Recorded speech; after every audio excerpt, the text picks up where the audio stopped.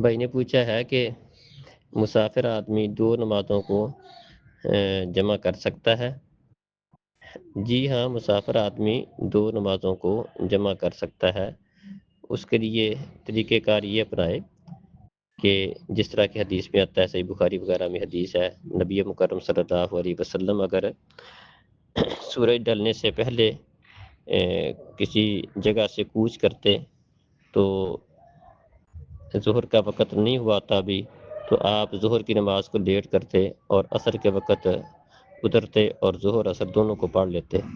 اور اگر سورج ڈلنے کے بعد کسی جگہ سے آپ آگے کوچ کرتے تو اس وقت آپ ظہر کے ساتھ عصر کی نماز بھی پڑھ لیتے، پھر آپ آگے سفر شروع کر دیتے۔ تو مسافر کے لیے گنجائش ہے، جس طرح بھی اس کے لیے ممکن ہے نمازوں کو وہ جمع کر سکتا ہے۔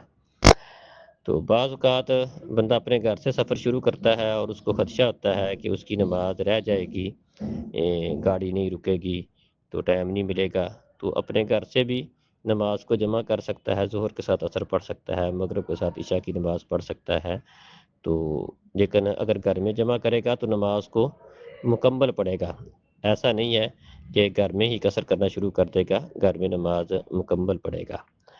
اور اسی طرح جن دو نمازوں کو جمع کیا جا سکتا ہے وہ ظہر اور عصر کی نماز ہے، ظہر عصر کی، مغرب عشاء کی نماز، ان کو آپس میں جمع کیا جا سکتا ہے۔